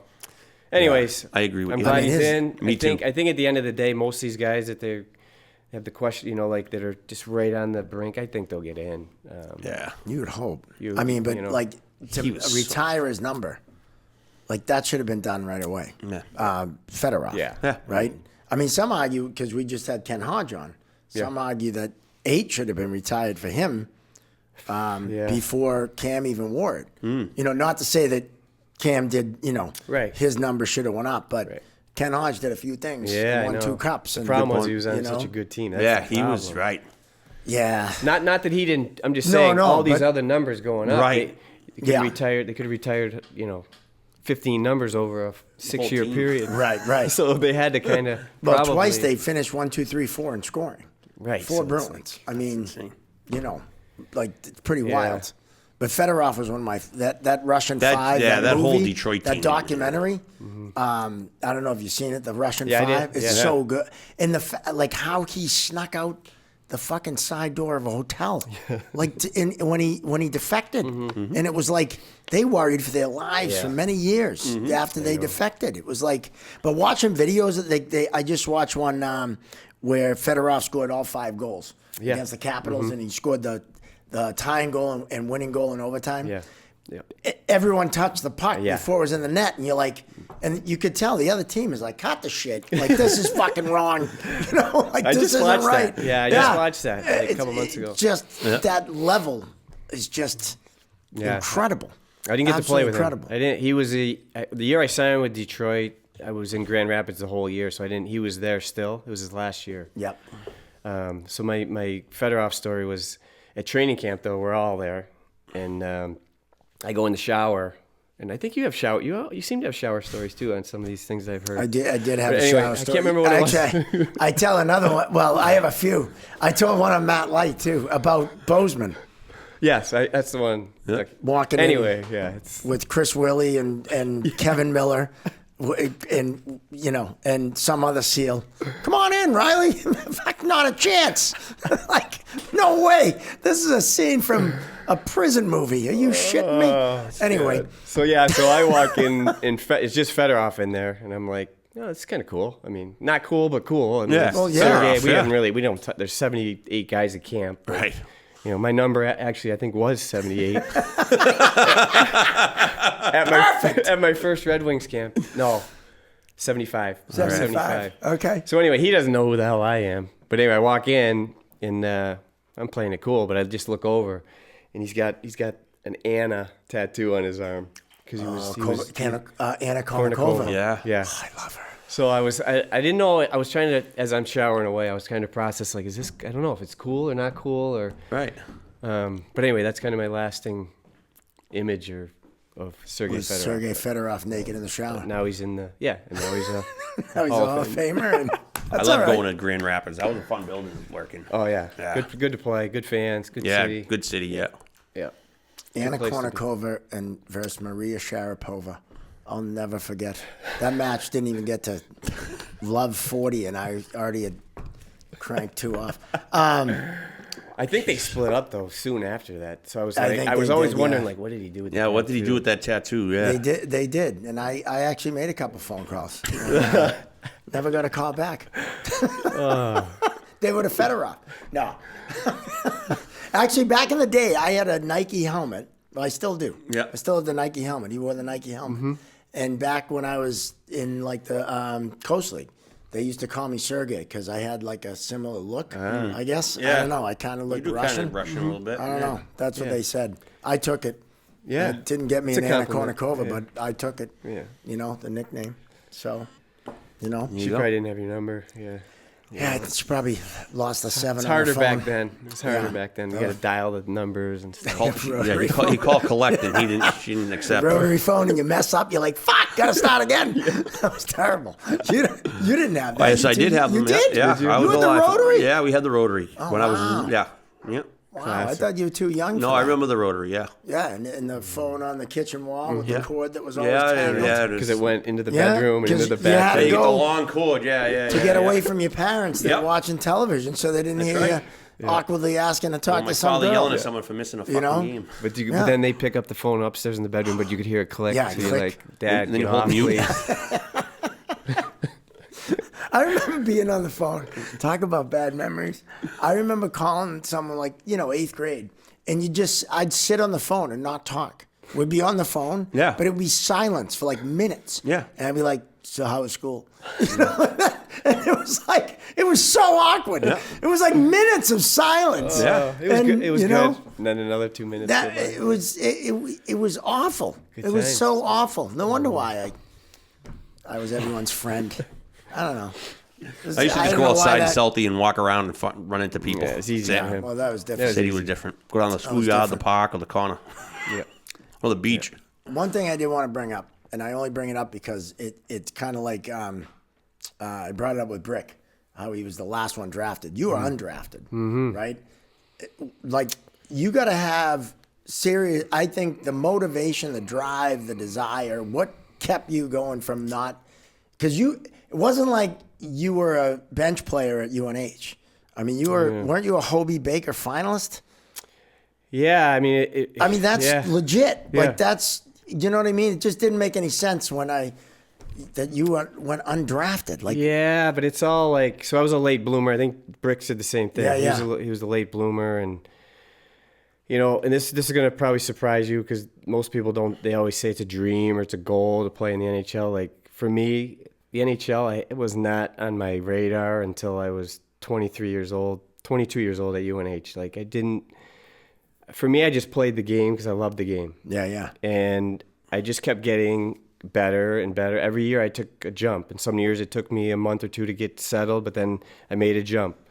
And then I got to, I actually was a senior in high school, and because I didn't want to leave, I was all about my friends too. Like if there was juniors now and like my parents were like, you got to go do that. I would have been, no, I'm like my friend, like, Right. I'm not, my friend's going to come with me. Yeah, right. You know, like Right. I was all about my friends and it was just important to me. Yeah. And playing different sports. But, so yeah, I just kept, so when I just started looking at colleges, there was two things I was going to do. One was go to culinary school in Florida, and just hockey was going to be done because I don't know if I should. I like baking.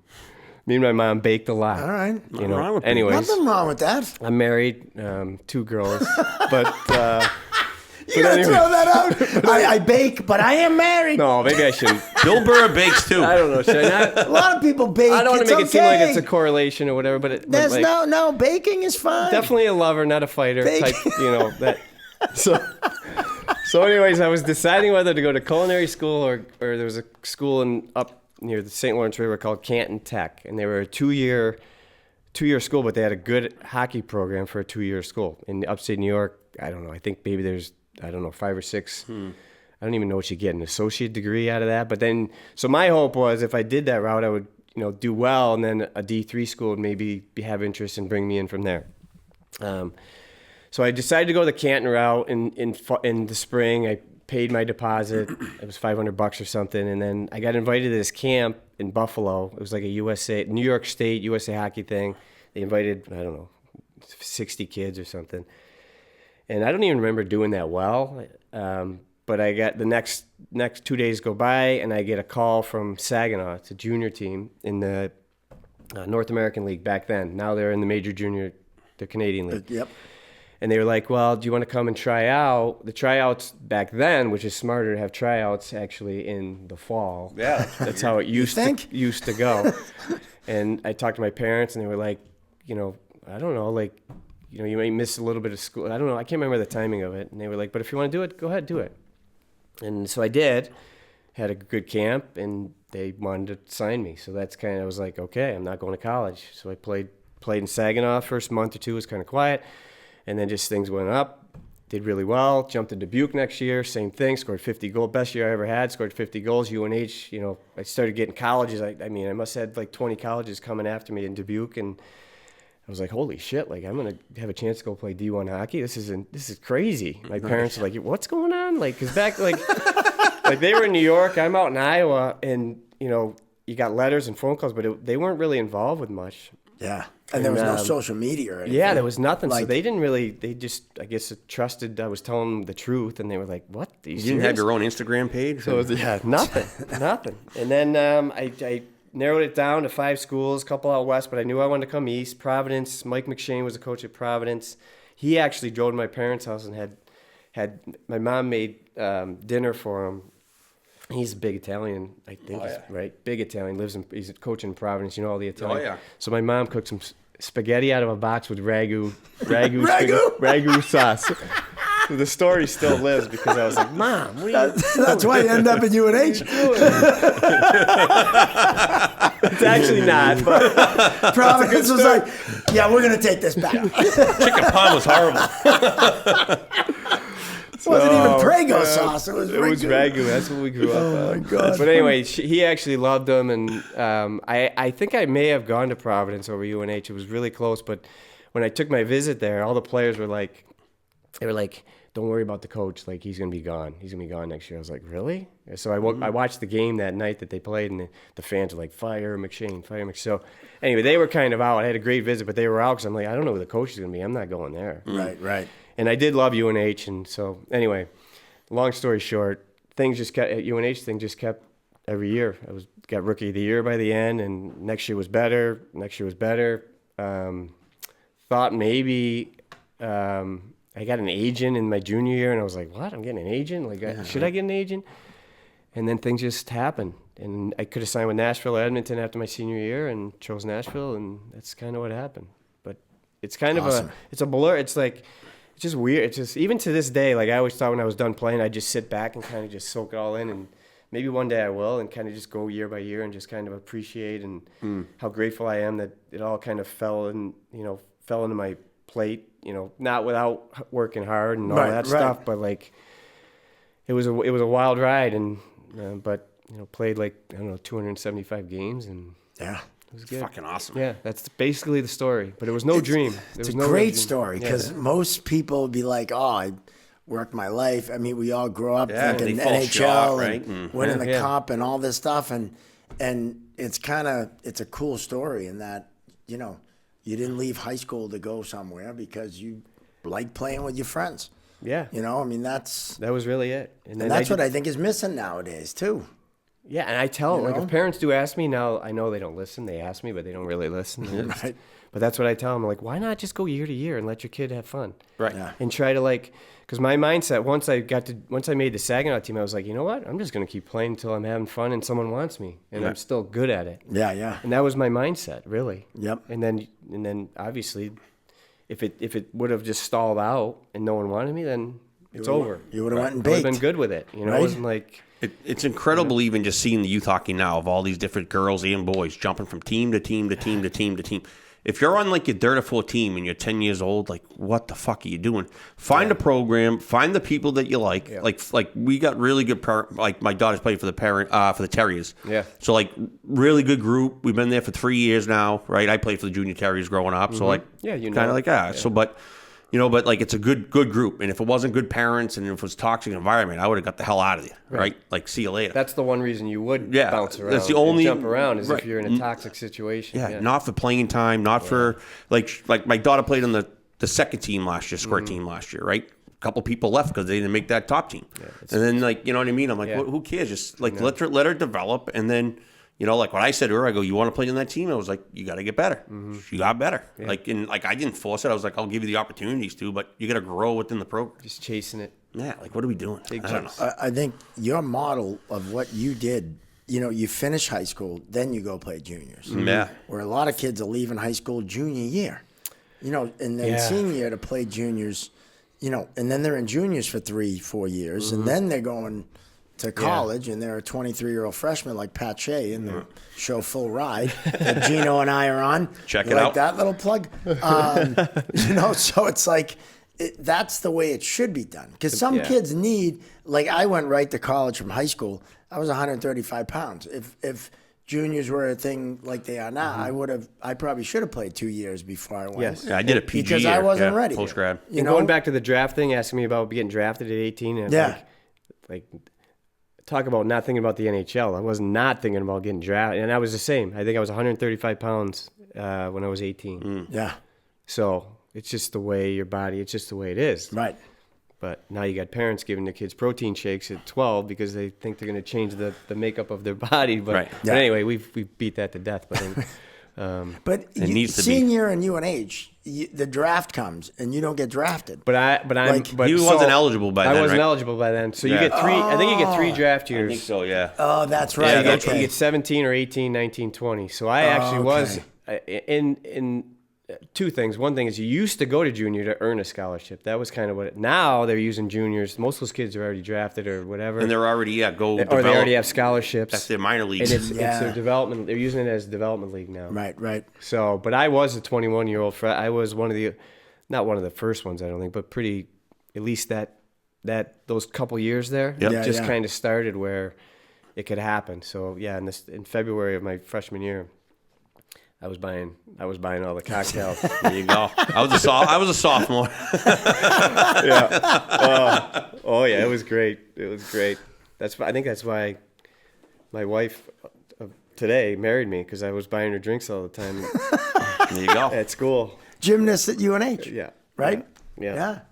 So, But no, it was I have one story of buying spring. I think it was after the freshman season or freshman year. We were out.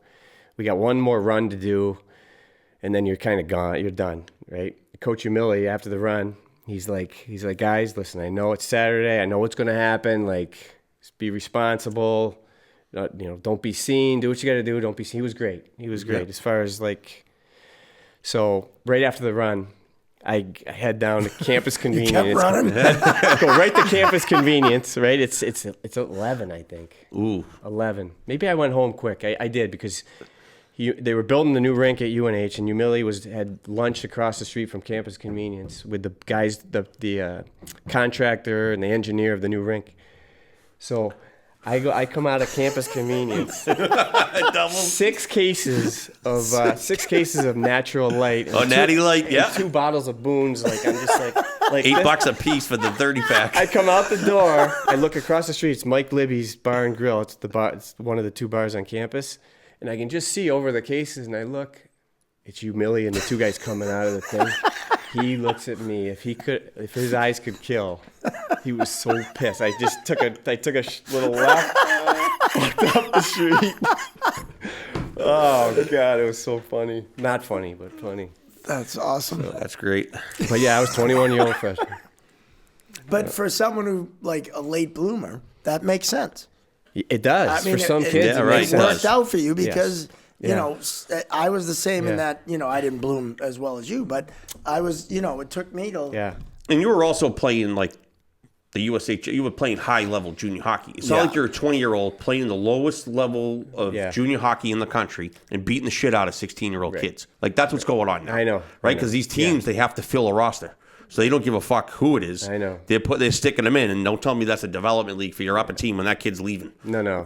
It's a big scam. The whole thing's a big scam, and you can only just hope that parents can figure it out and It's the ones. change it at some point. It's the ones that the kids will go with. Like, nothing wrong with college club hockey. It's like that's where these kids are going to end up. Or like they're not even going D3 anymore. Like these kids are going into like play club hockey. Yeah. D3, you have to be a 21-year-old freshman now to play. I know. Like when I was there, like that was very rare, right? Yeah. Very rare. Like my junior year, we had like a 21-year-old freshman or whatever it was. Right. But but It's had a all couple of changed. those. But it's not If now. there It's like was- everybody's 21 going. There in. was club hockey back in the day, man. I would have went to University of Miami. I would have, because One I kid- almost one went kid there. left. Did you? I had a partial scholarship for academics. One kid went to Arizona and he called Yeah. us. It's known for that's known for like 70-30, right? Oh yeah. Well, at the time, though, I graduated in '87. It was kind of a war zone down there Oh, it was? outside of the Yeah. campus. But I would have went down there all day Yeah. if they had a club hockey team, which they do now. And my life, I wouldn't be sitting here with you 2. I know that. I would have been water skiing still at SeaWorld, making pyramids and holding people up. by their Yeah, ass. you I would've. would be. That's what I'd be doing right now. I mean, don't get me wrong. I'm happy to be sitting here with you two, but I'm just saying, if there was club hockey, my life would have taken a turn down south. You would not be telling dick jokes on a Wednesday. No, I would not be. I would not be. And I'd be living on a beach right now, even more tan than I already am. Just saying. That's good stuff. Yeah. Well, Mark, thanks for coming on, man. This has been awesome. No, it's great. Great. Yeah, It's always good when you feel like you can just continue. You can sit here for hours and just keep. Yeah. There's 37 other topics we could go into, but Right.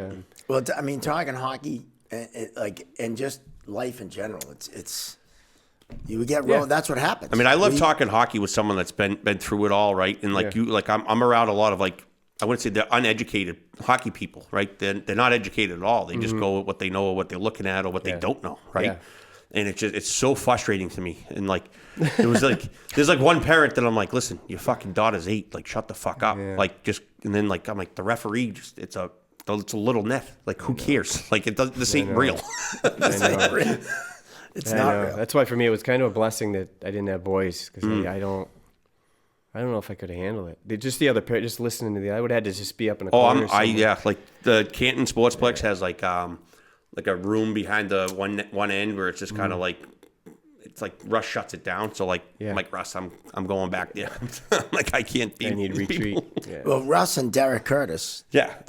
Curdy, they do a great job. Oh, they're awesome. I mean, they run the Terriers in there. Yeah. I coach with Curdy down in Sandwich. Yeah. That's where I learned a lot of my coaching. And shout out to them. They're actually putting on where they're hosting our ref camp on this Thursday. We're having ice in classroom. So thank you guys for opening up your building to us in your classroom. So thank you. No, that's Shout cool. out to the Terriers. Yeah, shout out to the junior Terriers. And we're kind of, bashing the system, I guess, in some ways. We and are a little bit. And it's not like it's every program. No, it's not. It's not their own Well, fault. the They have to keep up programs- with the Joneses too, right? Yeah. Like, Programs are just a product of the situation. Right. It's not them that created this Yes. in the sense of, I mean, I blame think the there's some parents too because programs they're throwing out they're not saying no to the fucking the check being written. Well, that's who I'm saying. Is Yeah, the that's problem. who is the problem. Yeah. That's where I'm. Yeah. That's where I'm No leading doubt. too. I'm not necessarily going after the programs, but and they pay my bills too. So There you go. Oh yeah, I mean they do pay us to referee, but it's any sport. That's the thing. I know. Every sport now. right. From softball to soccer to, even like lacrosse, field hockey, everything's starting to become club sport. Basketball, I mean, PJ talked about it. It's ridiculous. It's absolutely ridiculous how much there is. I think public high school sports are going to be extinct in 8-10 years. Yeah. Because all these academies are coming in. Yeah. Like, why, you know what I mean? Like, I'm not saying why. Like, I wish it would be that way, but Right. I just think it's just the way it's headed. It's, Yeah. Well, no one public high school hockey around here used to be huge. Right. And now, you still have your few teams, but Even like the mostly BC it's High CMs, they're not even where they used the to be. Catholics. and, no. Yeah. But just structurally within the high schools, and my girls just got out of it, and it's just like, what a mess it is. Like, the education side, the athletic side, where they're putting money, you know what I mean? Like, they're definitely not putting money where the athletic, the fields No. are terrible. Right.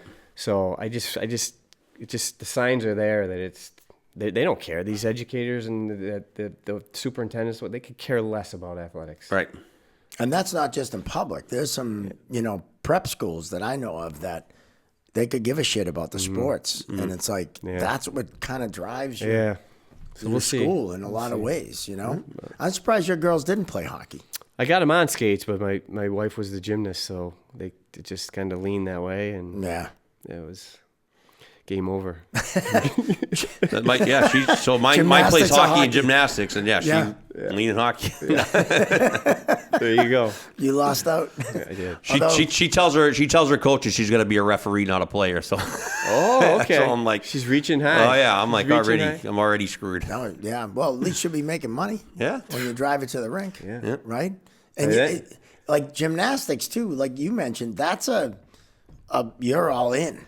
I mean, that's one that you can't do like I don't want to say part-time in the sense that it's a job, but that's not a hobby. No, you get like 2 weeks off all year. Yeah, I mean, it's crazy. And it's so technical. Yeah, it's I get so, that like, one. I get that one. Yeah. But even with our it's another quick little story. I know we already kind of were saying bye. No. Our endings go forever. It doesn't matter. But so my older daughter, she was I think 14 going in high school, and she still played softball and gymnastics. So we even moved her out of the club that they ended up going through, Yellow Jackets. We got her out of there because it was getting too serious early, and put her into the YMC Beverly Y or whatever, just to calm it down a little bit, and let her play softball at the same time. And so we kind of, but anyway, she played softball, which is very, very rare. And at the end of the day, still those last 4 years, she kept getting better and got a scholarship to UNH.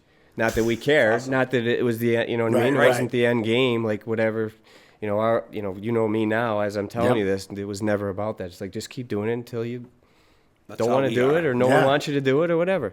So it's another example that it can work. It can work, and that's in gymnastics, which is the one sport that it's usually ultra focused. Yep. So.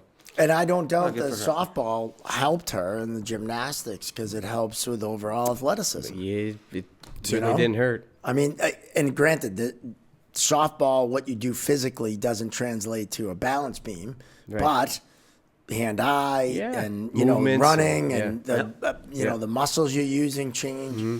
It's discipline. It's beneficial. Yeah. Yep. It's beneficial. And gymnastics is that. It's crazy. There's more injuries, I bet, in that than the hockey. Because you're doing all the crazy shit you're doing, I mean, I don't know. I watch, on TV because... Yeah.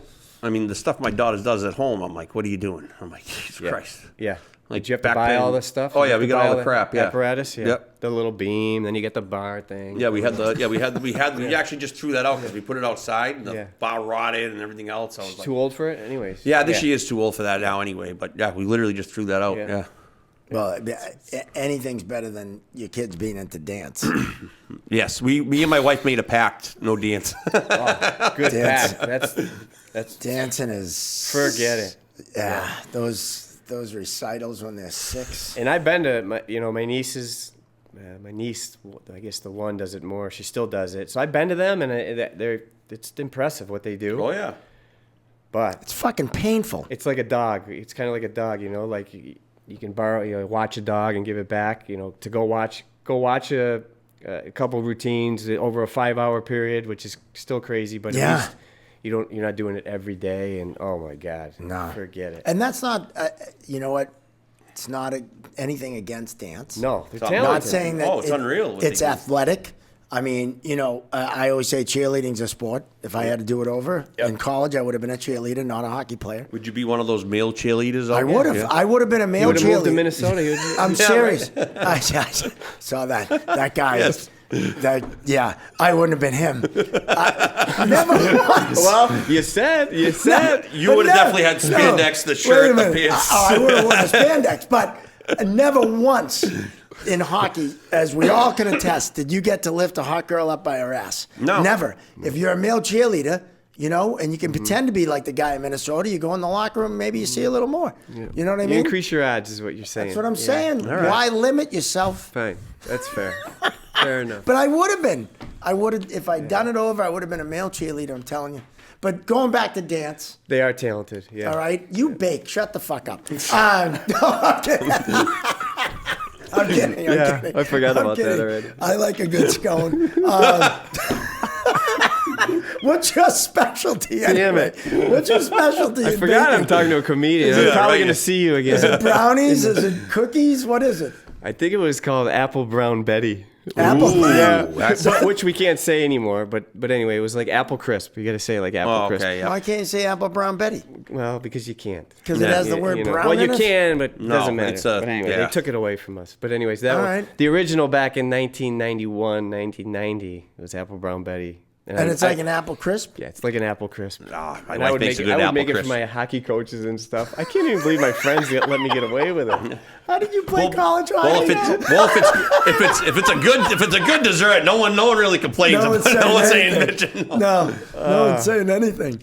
Anyway. But going back to my point about dance, it's a sport. I'm not taking away Yeah, we anything have the from best it. innings. But when there's a 6-year-old and you spend $750 on 2 outfits that she wears for 30 seconds on stage and does a twirl, I'm glad she played hockey. It's just mind-boggling how they haven't figured out the whole thing where, why can't they get their routines or whatever you call them, their acts or whatever, closer? Because then everyone would fucking leave. Who's going to stay? Well, the parents, you know what I mean? Then the next set of parents but would then come the place in, will empty out. Yeah, I don't You know. know?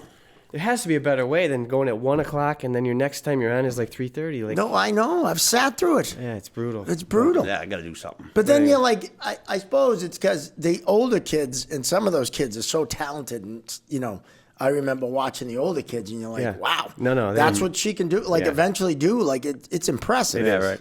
But when they're little, it's kind of like, well, it's no different than any other sport. I mean, 6-year-old soccer is I mean, a fucking squirt painful. game's not very fun No. to watch either. Yeah, No. but it lasts an hour. hour. Yeah, you're in 15 and minutes out. and you're done. And your Yeah, kid's that's out there true. That's every true. whatever 3 minutes. Yeah, yeah. It's. Yeah. Anyway, a shout out to my niece Jesselyn because Jesse, I don't want to make this sound bad because you are talented. No. Anyway. Dancers are talented. Yeah. I'm not saying they're not. No, and I I love the show Dance Moms. I got into that heavy. Yeah. I love You that did? show. Just quit while you're ahead. No, I did. Couldn't stand that woman. Miss Abby. Oh, yeah, crazy. Yeah. That she would. Isn't she in yell jail at- right now? She might be, yeah. She might be. Yeah, If I she think isn't, she's- she should be. Yeah. But she yell at a kid for not doing a jeté or some spin, Yeah, right? That yeah. fat fuck hadn't touched her toes in 20 years. Like, seriously, right? Yeah. Not to. I don't suppose we can't say that either. Nope, we can't. You How know? did we get on this? We're a woke podcast. I don't know. He doesn't know how to end podcasts. Yeah. No, I don't know how to end them. It's All right. like 9th grade dates. I don't know how to end them. I say it all the time. It's just. I think we hit everything. I think so. You I know? think we're good. I think you're gonna make us some apple I will. crisp Betty. Weird. That's. I want that. The first alumni game I referee. You better bring an apple crisp.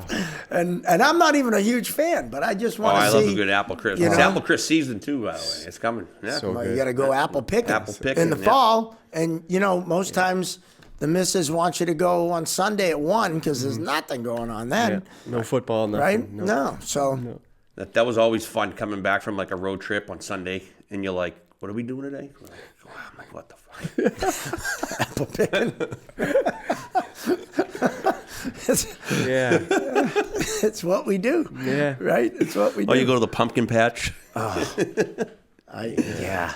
See, that's why my kids are grown up, and I have a Yorkie, and he'll go wherever I take him. So it's all good. good. The more I talk, the more I might want to move to Minnesota. Yeah, the I'm a Yorkie. Vikings fan. Yeah.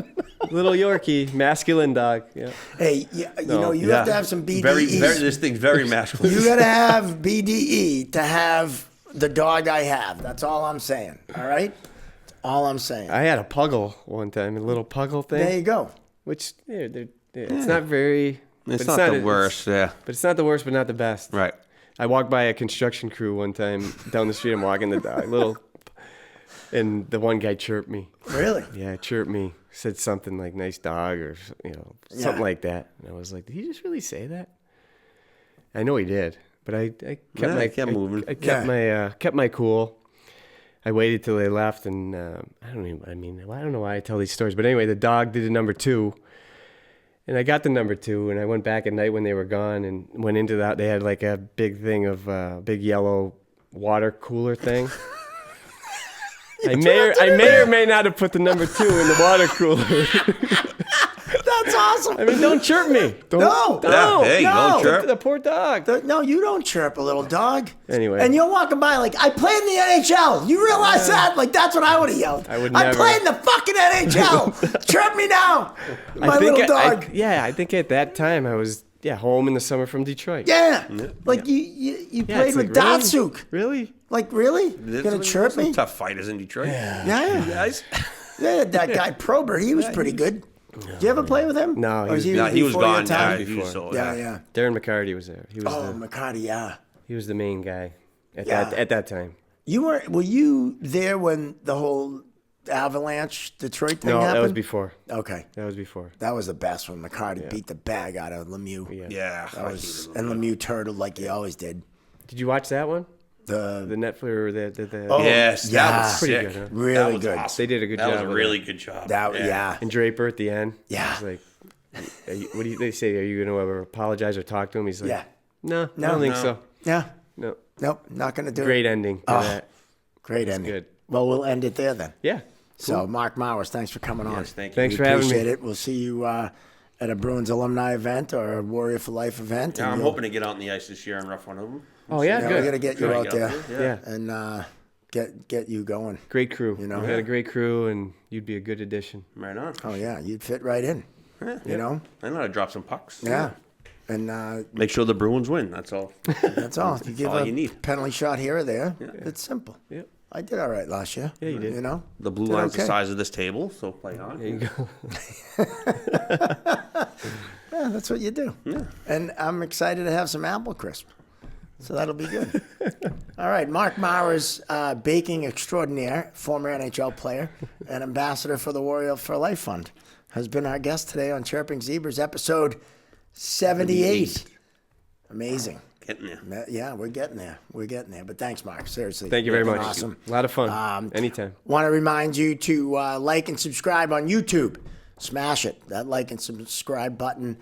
Follow us on the social medias, the Instagram, the Facebook, and of course, the TikTok. the TikTok. More and more people are saying it like that, by the way. I think so. The It TikTok. sounds way better. I think it's catching on.